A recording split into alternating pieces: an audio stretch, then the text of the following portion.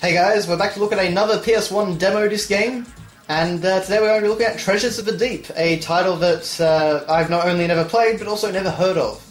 So, it's a bit due to the trippy background, which I really don't know why they put that in here, but, and move on to the actual game. So, L1 is fire weapon, L2 is select weapon, R2 is select equipment, R1 is rocket. We move with the triangle, square, circle, and X buttons? Okay. And we use the... No, okay, we steer with the... I'm just going to assume that this will make more sense once I actually get into the game and know what it's about, but... okay, this is going to be interesting.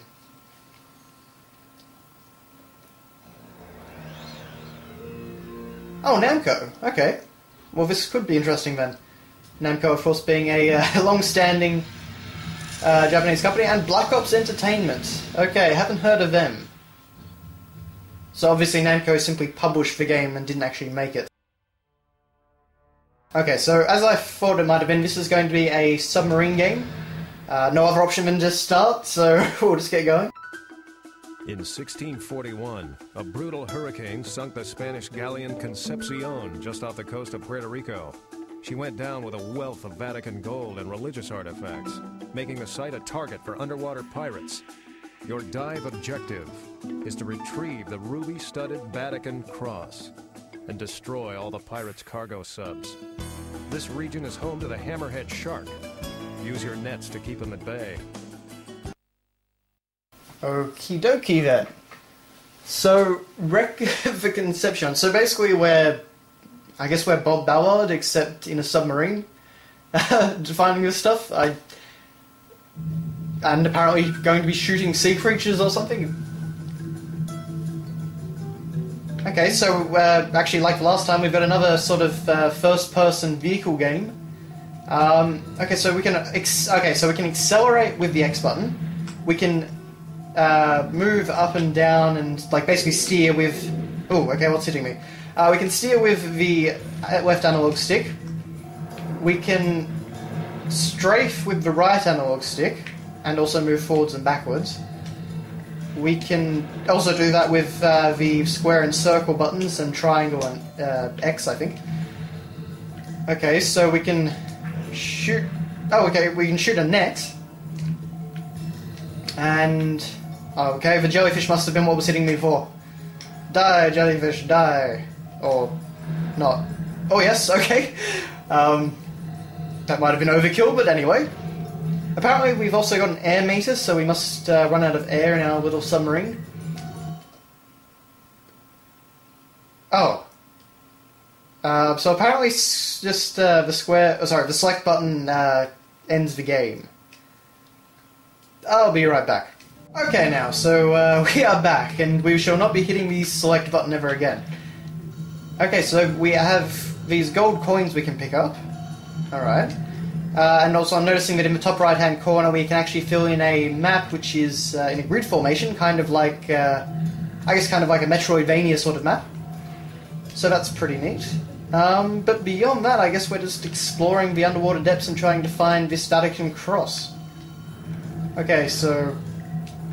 can I open this? Can I interact with it?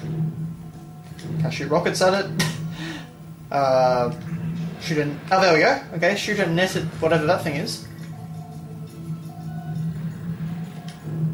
Oh, I got fined for shooting a lobster with a rocket. Okay, that's an interesting fine. I don't know which country this is supposed to be. For a PlayStation 1 game... Oh, hello. Ooh, okay. I think I just shot a diver with a rocket, but he was shooting at me, so oh well. For a PS1 game, this is actually a very nice representation of the undersea floor. Definitely, you know, draw distance is a bit of a problem, but as it was for most... Oh, okay. Whoops. You know, I obviously it's, you know, a PS1 game, so it's got low draw distance and issues like that, but for the most part it looks really quite nice. It's got a good sense of atmosphere. And the draw distance in an underwater game doesn't matter quite as much, because you can kind of say, you know, it can be hard to see underwater, of course. Okay, so what's hitting me now? If a third-person view would actually be kind of handy in this one, but nonetheless. Okay, so it must have been whatever that thing is. Nope. Okay, well, sorry for that abrupt cut, guys, but I've just found out that this demo has a very strict timer. And once that runs out, the demo ends and it kicks you back to the, the actual demo screen main menu. So, yeah. So, I guess we're just going to have to be really quick in our search for the Vatican Cross, but here we are, we've got an enemy subs somewhere around here, if I can find him again. There you are.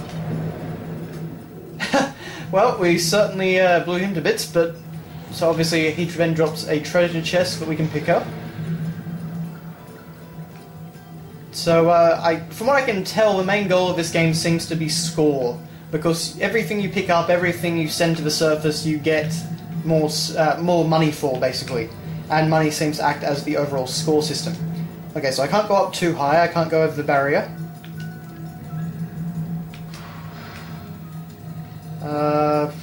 So I guess I'm just killing these guys until one of them drops the Vatican Cross. But, oh, someone's attacking me. Down, I think down he goes. Okay. Right, so it's not... Okay, jellyfish are apparently quite dangerous to submarines, but I guess I'm not actually on a submarine though, I'm just kind of on like a submersible vehicle. Okay, I can't actually select... Okay, so I've run out of nets, so I can't send anything back up anymore. That's a bit annoying. But yeah, this seems to be just about all we're doing. Apparently my targeting system is better than my draw distance. Okay, I picked up 5 nets, so that's fixed that issue. I kind of like the fact that you can... Oh, hello. That's a problem. You can actually kind of see this lens flare glowing off the enemy subs. Okay, so now I've got a landmine as well. Alright, how does that work then? Pretty well, apparently. Yeah, it's... I mean, I'm never a huge fan of the design that basically just says go out and kill X number of things. It's never really that interesting to me. But, you know, for a... What's this then? Probably middle of the road in terms of how long PlayStation 1 had been out. You know, underwater exploration game. It's probably not bad. You could probably do a lot worse than this game. It definitely has a good sense of atmosphere and that sort of thing. I'm just not sure if it would actually be that interesting over a long period of time. I mean, that's kind of nice actually, though, how it's the screen cracks on the interface and stuff like that, though. They definitely had some neat ideas in terms of the presentation. But, yeah, I have a feeling we're going to die here. It controls fairly well, definitely not as well as the mech in the Ghost in the Shell game, but it does control fairly well, and,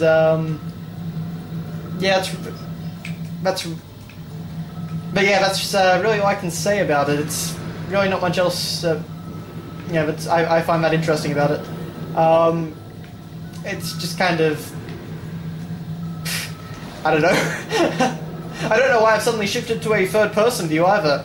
Maybe because I'm dying, but that seems a bit odd then. I don't know if there's a button I pressed, or... Oh, there you go, I can use a med kit. So that's saved me for a short time. But, yeah, from what I can tell, there's no button that actually affects the... you know, third-person, first-person transition, so I don't know why it's done that, but... Maybe... No.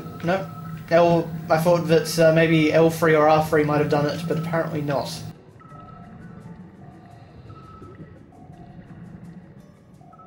Thankfully the demo has not timed out on me this time. I'm not exactly sure why, but...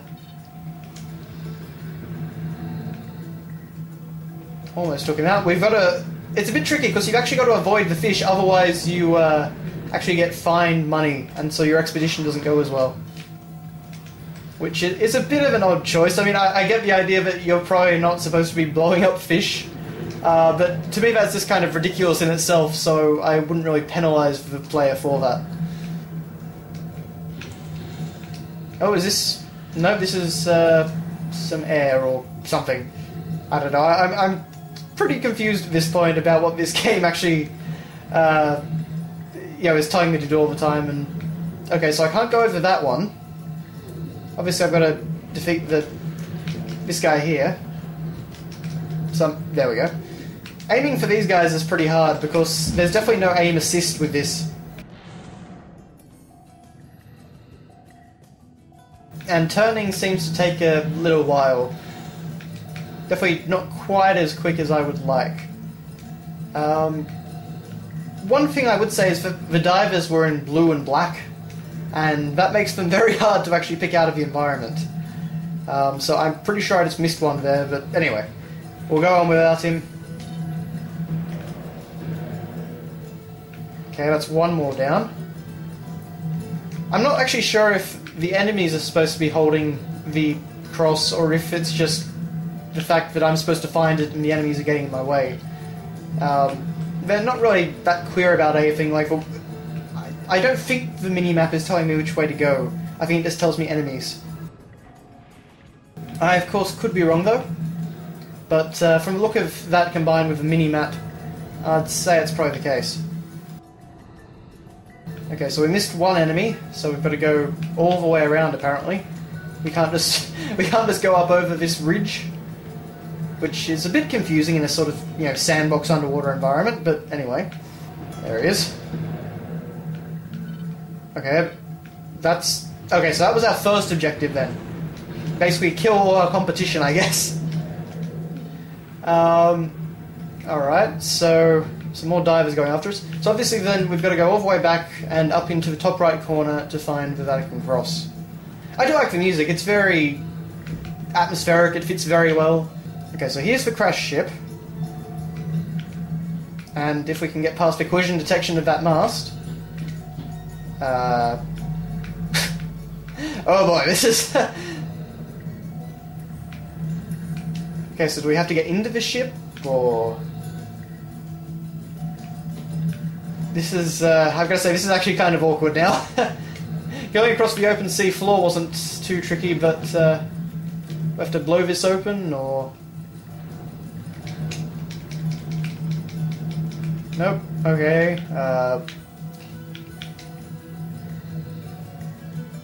is there any way I can actually get into the ship, or... Yeah, because there's invisible all around the ship. Oh, except there, apparently. Okay, maybe it's down here? No, that was just not loading properly. I gotta be honest, guys, I'm kind of stuck here. And it would really help if these invisible walls were a bit better. Down here? No. Okay, so it keeps...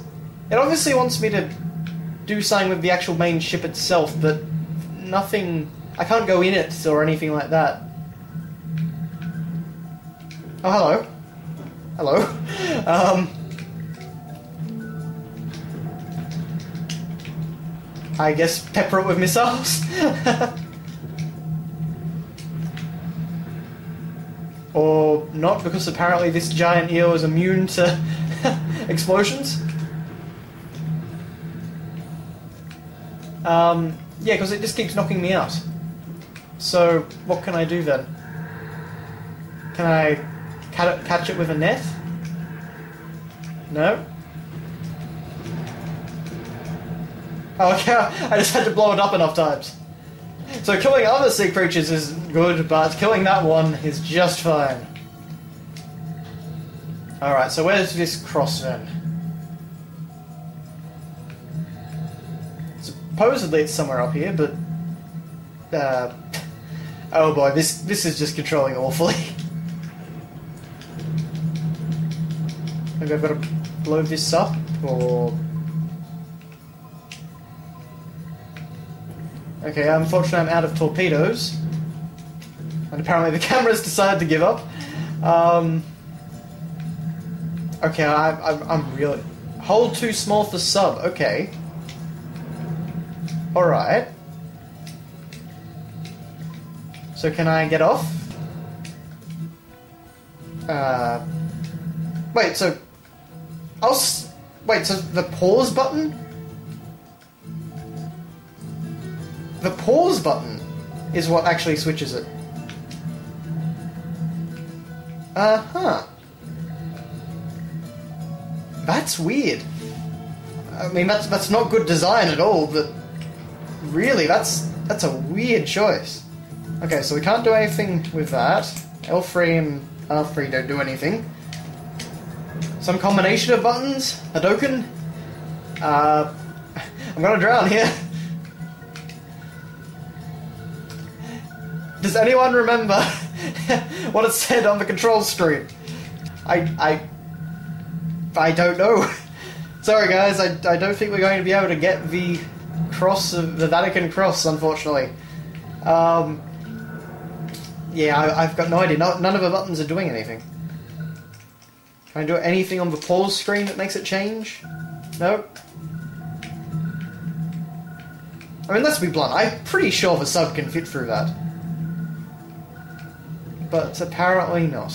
Okay, well, I guess that's all for, I kind of Treasures of the Deep, I think this was called. Not too bad. Some nice atmosphere and that sort of thing, but I really wouldn't recommend it.